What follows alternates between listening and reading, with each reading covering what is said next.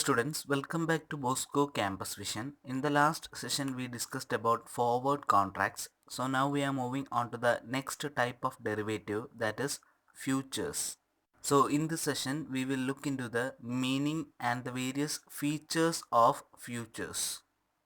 So future contract is the simplest form of derivative contract. It is similar to a forward contract in all respect except that it is completely a standardized one. So ഒരു simple form of derivative contract ആണ് futures എന്ന് പറയുന്നത്. ഒരു forward കോൺട്രാക്റ്റുമായിട്ടുള്ള എല്ലാ സിമിലാരിറ്റീസും future കോൺട്രാക്ട്സിനും ഉണ്ട്. Except futures എന്ന് പറയുന്നത് ഒരു സ്റ്റാൻഡർഡൈസ്ഡ് കോൺട്രാക്റ്റ് ആണ്. ഒരു സ്റ്റോക്ക് എക്സ്ചേഞ്ച് മുഖേനയാണ് ഫ്യൂച്ചർ കോൺട്രാക്ട്സ് നടക്കുന്നത്. ഫോർവേഡ്സ് എന്ന് പറയുന്നത് ഓവർ ദ കൗണ്ടർ ഡെറിവേറ്റീവ്സ് ആണ്. എന്നാൽ ഒരു സ്റ്റോക്ക് എക്സ്ചേഞ്ചിൻ്റെ ഓവറോൾ കൺട്രോളിലാണ് ഒരു ഫ്യൂച്ചർ കോൺട്രാക്റ്റിൻ്റെ ട്രാൻസാക്ഷൻ നടക്കുന്നത്. So except this, a future contract is always similar to that of a forward contract. So a future contract is a derivative financial contract which obligate the parties to transact an asset at a predetermined future date and price. So forward contract പോലെ ഇതും ഒരു derivative financial contract ആണ്. ഇവിടെ ഒരു underlying asset ആണ് transact ചെയ്യുന്നത് ഒരു pre determined future ഡേറ്റിലും പ്രൈസിലും. പിന്നെ ഇവിടെ എക്സ്ട്രാ ആയിട്ട് വരുന്നത് എന്താണെന്ന് വെച്ചാൽ ഒബ്ലിഗേഷൻ ഓഫ് ദ പാർട്ടീസ് ആണ്. പാർട്ടീസ് നമുക്കറിയാം ബയറും സെല്ലറുമാണ് ഒരു ഫ്യൂച്ചർ കോൺട്രാക്റ്റിലെ പാർട്ടീസ് എന്ന് പറയുന്നത്. സോ ഇവർ ഈ കോൺട്രാക്റ്റിൽ ഏർപ്പെട്ട് കഴിഞ്ഞാൽ ഇവർ രണ്ട് പാർട്ടീസും ഒബ്ലൈജ്ഡ് ആണ്. അതായത് ആ കോൺട്രാക്റ്റ് അവർ ഹോണർ ചെയ്തേ പറ്റൂ, അവർക്കതിൽ നിന്നും പിന്മാറാനായിട്ട് സാധിക്കില്ല. ഒരു കോൺട്രാക്റ്റിൽ ഏർപ്പെടുമ്പോൾ ആർക്കെങ്കിലും ഒരാൾക്ക് നഷ്ടം വരാം. നഷ്ടം വന്നാലും അവർക്ക് ഈ കോൺട്രാക്റ്റിൽ നിന്നും ഡിഫോൾട്ട് ചെയ്യാൻ സാധിക്കില്ല. അവർ ആ കോൺട്രാക്റ്റ് ഹോണർ ചെയ്തേ പറ്റൂ. ഫോർവേഡ് കോൺട്രാക്ട്സിൽ അങ്ങനെയല്ലായിരുന്നു. പാർട്ടീസ് ഡിഫോൾട്ട് ചെയ്യാനുള്ള സാധ്യതയുണ്ട്. ബിക്കോസ് അവിടെ കൺട്രോൾ ചെയ്യാൻ അങ്ങനെ ഇൻ്റർമീഡിയറീസോ സ്റ്റോക്ക് എക്സ്ചേഞ്ചോ ഒന്നും ഇല്ല. ഫ്യൂച്ചേഴ്സ് സ്റ്റോക്ക് എക്സ്ചേഞ്ച് വഴിയാണ് ട്രേഡ് ചെയ്യുന്നത് കൊണ്ട് തന്നെ രണ്ട് പാർട്ടീസിനും അവരുടേതായ ഒബ്ലിഗേഷൻസ് ഉണ്ട്. സോ ഒരു സ്റ്റോക്ക് മാർക്കറ്റിൽ F&O സെഗ്മെൻറ്റ്, അതായത് ഫ്യൂച്ചേഴ്സ് ആൻഡ് ഓപ്ഷൻ സെഗ്മെൻറ്റ് എന്ന് പറഞ്ഞൊരു പ്രത്യേക സെഗ്മെൻറ്റ് വഴിയിലാണ് ഫ്യൂച്ചേഴ്സ് ട്രേഡ് ചെയ്യുന്നത്. These are organized or standardized contracts in terms of quantity, quality in case of commodities, delivery time and the place for settlement on any date in future. So അസറ്റിൻ്റെ ക്വാണ്ടിറ്റിയുടെ കാര്യത്തിലും അതിൻ്റെ delivery ടൈമിൻ്റെയും പ്ലേസിൻ്റെയും സെറ്റിൽമെൻറ്റേയും കാര്യത്തിലെല്ലാം future contracts വളരെ ഓർഗനൈസ്ഡും സ്റ്റാൻഡർഡൈസ്ഡുമാണ്. കൊമോഡിറ്റീസ് ആണെങ്കിൽ അതിൻ്റെ ക്വാളിറ്റിയിലും അതിനൊരു സ്റ്റാൻഡർഡൈസേഷൻ കാണും. In case of exchange traded future transaction, various parameters are decided by the exchange. നേരത്തെ ഫോർവേഡ് കോൺട്രാക്ട്സിൽ കൗണ്ടർ പാർട്ടീസ് ആയ ബയറും സെല്ലറും മാത്രമാണ് ഉണ്ടായിരുന്നത്. സോ അവർ രണ്ടുപേരുമാണ് എല്ലാ ഡിസിഷൻസും എടുത്തിരുന്നത്, വേറെ ആരെയും അറിയിക്കേണ്ട ആവശ്യമില്ല. പക്ഷേ ഫ്യൂച്ചർ കോൺട്രാക്ട്സിൽ പല പാരാമീറ്റേഴ്സും സ്റ്റോക്ക് എക്സ്ചേഞ്ചും കൂടി ചേർന്നാണ് ഡിസൈഡ് ചെയ്യുന്നത്. So this is all about the basic meaning of A future contract. So next we will look into the main features of future contracts. First one, it is standardized. All the future transactions are entered on the exchange and different parameters like underlying asset, lot size, duration, value date, margin, etc. are decided by the stock exchange. So stock exchange വഴി transact ചെയ്യുന്നത് കൊണ്ട് തന്നെ ഇതൊരു standardised contract ആണ്. അതുപോലെ നമ്മൾ നേരത്തെ പറഞ്ഞിരുന്നു ഇവിടെ സ്റ്റോക്ക് എക്സ്ചേഞ്ചും കൂടി ചേർന്നാണ് ചില ഡിസിഷൻസ് എടുക്കുന്നത്. ഫസ്റ്റ് വൺ അണ്ടർലൈങ് അസറ്റ് ആണ്. അത് നമുക്കറിയാം, നമ്മൾ ട്രാൻസാക്ട് ചെയ്യുന്ന അസറ്റിനെയാണ് അണ്ടർലൈങ് അസറ്റ് എന്ന് പറയുന്നത്. നെക്സ്റ്റ് ലോട്ട് സൈസ്. ഫ്യൂച്ചർ കോൺട്രാക്റ്റിൽ ഏറ്റവും ഇമ്പോർട്ടൻ്റ് ആയിട്ടുള്ളൊരു ടേമാണ് ഈ ലോട്ട് സൈസ് എന്ന് പറയുന്നത്. നോർമൽ ഷെയർ മാർക്കറ്റിൽ നമുക്ക് ഇഷ്ടമുള്ള ക്വാണ്ടിറ്റീസ് ഓഫ് ഷെയർ പർച്ചേസ് ചെയ്യാം. അതിനങ്ങനെ ഫിക്സഡ് ക്വാണ്ടിറ്റിയോ ലിമിറ്റോ ഒന്നും ഇല്ല. ഒരു ഷെയർ ആയിട്ടോ 2 ഷെയർ ആയിട്ടോ 5 ഷെയർ ആയിട്ടോ ഇനി 1000 ഷെയർ ആയിട്ടോ വേണമെങ്കിലും നമുക്ക് പർച്ചേസ് ചെയ്യാം. പക്ഷേ ഫ്യൂച്ചേഴ്സിൽ നമുക്കൊരു ലോട്ടായിട്ട് മാത്രമേ പർച്ചേസ് ചെയ്യാൻ സാധിക്കൂ. സോ ഒരു കളക്ഷൻ ഓഫ് ഷെയർസ് അല്ലെങ്കിൽ ഗ്രൂപ്പ് ഓഫ് ഷെയർസിനാണ് നമ്മൾ ഒരു ലോട്ടെന്ന് പറയുന്നത്. ഒരു എക്സാമ്പിൾ പറയുകയാണെങ്കിൽ കാനറ ബാങ്കിൻ്റെ ഷെയർസ് നമുക്ക് നോർമൽ മാർക്കറ്റിൽ നിന്നും 1, 2, 5 നമ്മുടെ ആവശ്യം അനുസരിച്ച് പർച്ചേസ് ചെയ്യാം. പക്ഷേ കാനറ ബാങ്കിൻ്റെ ഫ്യൂച്ചേഴ്സ് പർച്ചേസ് ചെയ്യുമ്പോൾ നമുക്കതൊരു ലോട്ടായിട്ടേ പർച്ചേസ് ചെയ്യാനായിട്ട് സാധിക്കൂ. ഒരു ലോട്ടെന്ന് പറയുന്നത് ചിലപ്പോൾ 1500 ഷെയർ ആയിരിക്കാം, അല്ലെങ്കിൽ 2000 ഷെയർ ആയിരിക്കാം. അത് ഓരോ കമ്പനിയെ ഡിപ്പെൻഡ് ചെയ്തിരിക്കും. സോ ഒരു ലോട്ടായിട്ട് മാത്രമേ നമുക്ക് എപ്പോഴും ഫ്യൂച്ചേഴ്സ് പർച്ചേസ് ചെയ്യാനായിട്ട് സാധിക്കൂ. സോ ഇനി സ്റ്റോക്ക് എക്സ്ചേഞ്ച് തീരുമാനിക്കുന്ന കാര്യങ്ങളാണ് duration, value date, margin. Duration അല്ലെ വാല്യൂ ഡേറ്റ് നമുക്കറിയാം, പ്രീ ഡിറ്റർമൈൻ ചെയ്ത് വെച്ചിരിക്കുന്ന ആ കോൺട്രാക്റ്റിൽ ഏർപ്പെടുമ്പോൾ നമ്മൾ ഫിക്സ് ചെയ്യുന്ന ഡേറ്റിനെയാണ് ഡ്യൂറേഷൻ അല്ലെങ്കിൽ വാല്യൂ ഡേറ്റ് എന്ന് പറയുന്നത്. ഇനി മാർജിനാണ്. മാർജിൻ എന്ന് പറയുന്നത് ഫ്യൂച്ചേഴ്സിലെ ഒരു സെപ്പറേറ്റ് ഫീച്ചറാണ്. സോ അത് നമുക്ക് ഈ സെഷനിൽ തന്നെ സെപ്പറേറ്റ് ആയിട്ട് ഡിസ്കസ് ചെയ്യാം. Next is underlying asset. The seller of the future transaction is required to provide the delivery of the asset on the value date as per the rules of the exchange. So underlying asset എന്താണെങ്കിലും ഫ്യൂച്ചേഴ്സിൽ commodities ആണെങ്കിലും index ആണെങ്കിലും stocks ആണെങ്കിലും fix ചെയ്ത value ഡേറ്റിൽ seller അത് deliver ചെയ്യണം. Next is exercise price. The price at which the transaction is to be settled on the future date is known as exercise price. So നമുക്കറിയാം ഫ്യൂച്ചറിൽ ഈ പ്രൈസിന് ട്രാൻസാക്ട് ചെയ്തോളാം എന്ന് കോൺട്രാക്റ്റ് ഫോം ചെയ്യുന്ന സമയത്ത് രണ്ട് പാർട്ടീസും കൂടി ഫിക്സ് ചെയ്യുന്ന പ്രൈസിനെയാണ് എക്സസൈസ് പ്രൈസ് എന്ന് പറയുന്നത്. Next is duration and value date. Future transactions are available for A duration of minimum 1 month and maximum 3 months. The value date is decided by the exchange. In India, it is the last Thursday of the respective month. So future contractsന് expiry dates ഉണ്ട്. Normal ഷെയർസിനോ അല്ലെങ്കിൽ forward കോൺട്രാക്ട്സിനോ ഈ ഒരു expiry ഇല്ല. എന്നാൽ future കോൺട്രാക്ട്സിന് എക്സ്പയറി ഡേറ്റ് ഉണ്ട്.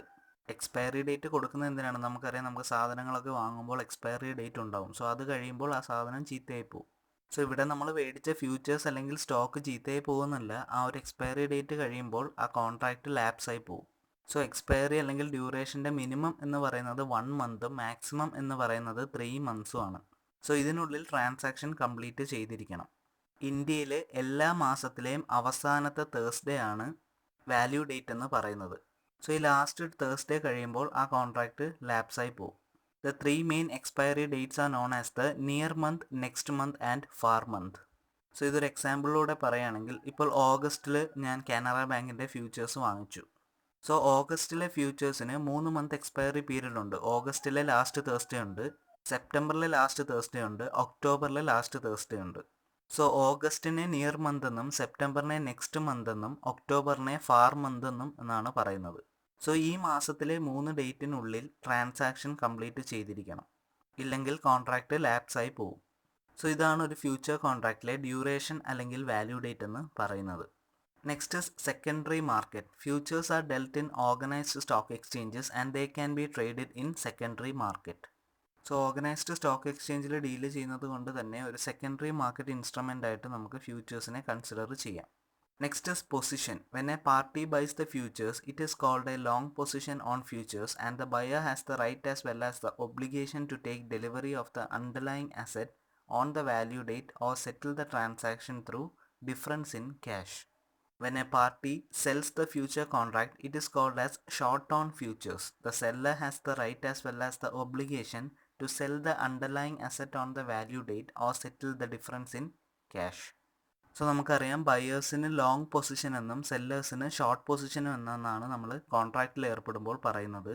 ബിക്കോസ് അവിടെ ആക്ച്വൽ ട്രാൻസാക്ഷൻ നടന്നിട്ടില്ല, അവർ ജസ്റ്റ് പൊസിഷൻസ് മാത്രമേ എടുത്തിട്ടുള്ളൂ. ഫ്യൂച്ചറിൽ സെല്ല് ചെയ്യാം, ബൈ ചെയ്യാം എന്നുള്ള പൊസിഷൻസ് മാത്രമേ എടുത്തിട്ടുള്ളൂ. സോ ഈ പൊസിഷൻ എന്ന് പറയുന്നത് ബയറിന് ഒരു റൈറ്റ് അല്ലെങ്കിൽ ഒബ്ലിഗേഷൻ ആണ് കൊടുക്കുന്നത്.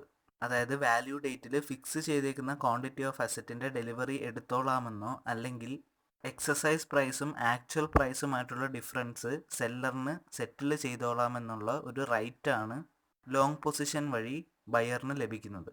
അതുപോലെ ഒരു ഷോർട്ട് പൊസിഷൻ എടുക്കുന്ന വഴി സെല്ലർ ഫ്യൂച്ചറിൽ അണ്ടർലൈങ് അസറ്റ് ഡെലിവർ ചെയ്തോളാമെന്നും ഇല്ലെങ്കിൽ എക്സസൈസ് പ്രൈസും ആക്ച്വൽ പ്രൈസും തമ്മിലുള്ള ഡിഫറൻസ് ബയറിന് സെറ്റിൽ ചെയ്തോളാമെന്നുമാണ് ഷോർട്ട് പൊസിഷൻ എടുക്കുന്നത് വഴി മീൻ ചെയ്യുന്നത്. Next is clearing house. In case of futures the clearing house of the exchange arranges for the delivery of the asset and the payment of money. So ബയറുടെയും സെല്ലറിൻ്റെയും ഇടയിൽ പ്രവർത്തിക്കുന്ന ഒരു ഇൻ്റർമീഡിയറിയാണ് clearing house എന്ന് പറയുന്നത്. സോ ബയറിന് സെല്ലറിൻ്റെ കയ്യിൽ നിന്ന് അസറ്റിൻ്റെ ഡെലിവറി നടത്തുന്നത് ക്ലിയറിംഗ് ഹൗസ് ആണ്. അതുപോലെ തന്നെ ഡെലിവറി ചെയ്ത അസറ്റിൻ്റെ ആ പ്രൈസ് ബയറിൻ്റെ കയ്യിൽ നിന്ന് സെല്ലറിന് വാങ്ങിച്ചു കൊടുക്കുന്നതും ക്ലിയറിംഗ് ഹൗസ് ആണ്. സോ ഈ രണ്ട് പാർട്ടീസിൻ്റെയും ഇടയിൽ പ്രവർത്തിക്കുന്ന ഒരു ഇൻ്റർമീഡിയറി അല്ലെങ്കിൽ ഒരു കോർപ്പറേഷനെയാണ് നമ്മൾ ക്ലിയറിംഗ് ഹൗസ് എന്ന് പറയുന്നത്. സോ ഫ്യൂച്ചർ കോൺട്രാക്ട്സിന് മെയിനായിട്ട് 2 ടൈപ്പ് ഓഫ് സെറ്റിൽമെൻ്റ് ആണ്. ഒന്ന് ക്യാഷ് ബേസ്ഡ് സെറ്റിൽമെൻറ്റും സെക്കൻഡ് വൺ ഡെലിവറി ബേസ്ഡ് സെറ്റിൽമെൻറ്റും. മുൻപ് ഫുൾ ക്യാഷ് ബേസ്ഡ് സെറ്റിൽമെൻ്റ് ആയിരുന്നു. അതായത് ഡിഫറൻസ് വരുന്ന ക്യാഷ് ആരാണോ ഗെയിൻ ചെയ്തത് അവരുടെ അക്കൗണ്ടിലേക്ക് ട്രാൻസ്ഫർ ചെയ്യും. പക്ഷേ 2018 RBIയുടെ നോംസ് പ്രകാരം 2018 ജൂലൈ മുതൽ ഫ്യൂച്ചർ കോൺട്രാക്ട്സിന് ഒരു ഡെലിവറി ബേസ്ഡ് സെറ്റിൽമെൻ്റ് ആണ്. ക്യാഷ് ബേസ്ഡ് സെറ്റിൽമെൻറ്റിനെ കാട്ടി കുറച്ചും കൂടി റിസ്കി ആയിട്ടുള്ള ഒരു സെറ്റിൽമെൻ്റ് ആണ് ഡെലിവറി ബേസ്ഡ് സെറ്റിൽമെൻറ്റ് എന്ന് പറയുന്നത്. പാർട്ടീസ് കൂടുതൽ ഒബ്ലൈജ്ഡ് ആവാൻ വേണ്ടിയിട്ടാണ് ഈ ഡെലിവറി ബേസ്ഡ് സെറ്റിൽമെൻറ്റ് കൊണ്ടുവന്നത്. സോ ബ്രോക്കേഴ്സും ക്ലിയറിംഗ് ഹൗസും ഒക്കെയാണ് ഈ സെറ്റിൽമെൻറ്റ് പരമായിട്ടുള്ള കാര്യങ്ങളുമായിട്ട് ഡീൽ ചെയ്യുന്നത്. So these are some of the common or general features of a future contract. So next we will look into one of the main features of the future contract, that is margin system. A margin is a deposit to be made to the clearing house by the parties entering into a futures contract. So ഒരു കോൺട്രാക്റ്റിൽ ഏർപ്പെടുമ്പോൾ clearing ഹൗസിനോ അല്ലെങ്കിൽ ബ്രോക്കേഴ്സിൻ്റെ കയ്യിലോ രണ്ട് പാർട്ടീസും ബയറും സെല്ലറും deposit ചെയ്യേണ്ട ഒരു എമൗണ്ടിനെയാണ് നമ്മൾ margin എന്ന് പറയുന്നത്. And there are mainly 3 types of margin, that is initial margin, maintenance margin and variation margin. So കോൺട്രാക്റ്റിൽ ഏർപ്പെടുമ്പോൾ ബ്രോക്കറിൻ്റെ കയ്യിലോ ക്ലിയറിംഗ് ഹൗസിൻ്റെ കയ്യിലോ നമ്മൾ ഡെപ്പോസിറ്റ് ചെയ്യേണ്ട ഫിക്സഡ് എമൗണ്ടിനെയാണ് മാർജിൻ എന്ന് പറയുന്നത്. അത് 3 ടൈപ്സ് ആണ്: initial margin, maintenance margin and variation margin. So ഇത് മാർക്ക് ടു മാർക്കറ്റിംഗ് എന്ന് പറഞ്ഞ ഒരു കൺസെപ്റ്റിൻ്റെ അണ്ടറിൽ വരുന്ന ഒരു ഇതാണ് മാർജിൻ സിസ്റ്റം എന്ന് പറയുന്നത്. അതായത് ഒരു കോൺട്രാക്റ്റിൽ ഏർപ്പെടുന്ന അന്ന് മുതൽ മാർക്കറ്റിൽ ഉണ്ടാകുന്ന പ്രൈസ് ഫ്ലക്ച്വേഷൻസ് എല്ലാം ബയറിൻ്റെയും സെല്ലറിൻ്റെയും അക്കൗണ്ടിലേക്ക് കൂട്ടിയും കുറച്ചും കാണിക്കുന്ന ഒരു കൺസെപ്റ്റാണ് ഗെയിനിൻ്റെയും ലോസിൻ്റെയും ബേസിസിൽ. സോ മാർക്ക് ടു മാർക്കറ്റിംഗ് എന്ന് പറയുന്നത് വളരെ ഡീപ്പായിട്ടുള്ള ഒരു കൺസെപ്റ്റാണ്. അതൊരു സെപ്പറേറ്റ് സെഷനായിട്ട് പറഞ്ഞാലേ അത് മനസ്സിലാവുകയുള്ളൂ.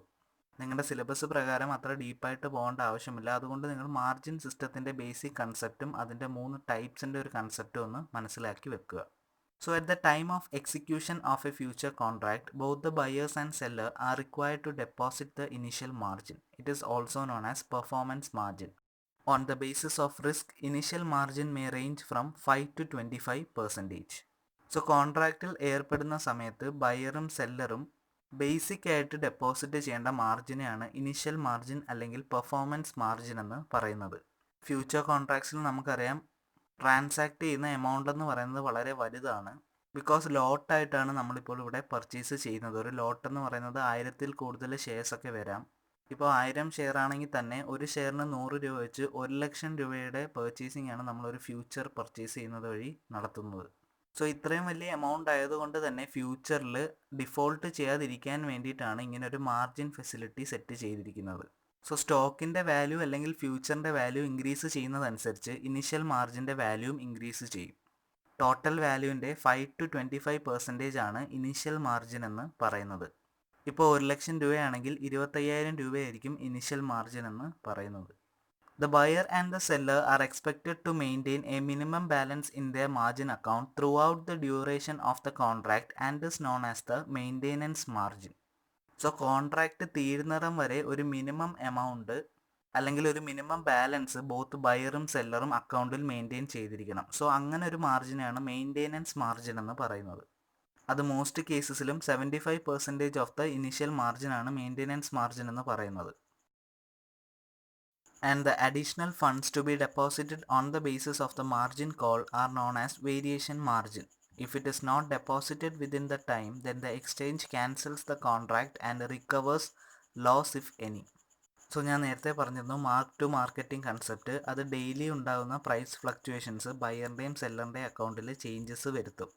സോ അങ്ങനെ ഗെയിൻ ഓർ ലോസ് ഉണ്ടാകുന്ന സമയത്ത് മെയിൻ്റെനൻസ് മാർജിനിൽ ഡിഫറൻസ് ഉണ്ടാകാം. ചിലപ്പോൾ മെയിൻ്റെനൻസ് മാർജിൻ ഡൗൺ ആവാം. മെയിൻ്റെനൻസ് മാർജിൻ ഒരു 10,000 രൂപയാണെന്ന് വിചാരിക്കുക. ഇൻ കേസ് പ്രൈസ് ഫ്ലക്ച്വേഷൻസ് കാരണം 10,000 രൂപയിൽ നിന്നും താഴേക്ക് പോയി കഴിഞ്ഞാൽ, അതായത് ഒരു 8,000 രൂപയാണെന്ന് വിചാരിക്കുക. അപ്പോൾ എക്സ്ട്രാ ആയിട്ടുള്ള ഒരു 2,000 രൂപ ആഡ് ചെയ്തെങ്കിൽ മാത്രമേ നമുക്ക് മെയിൻ്റെനൻസ് മാർജിൻ മെയിൻറ്റെയിൻ ചെയ്യാൻ സാധിക്കൂ.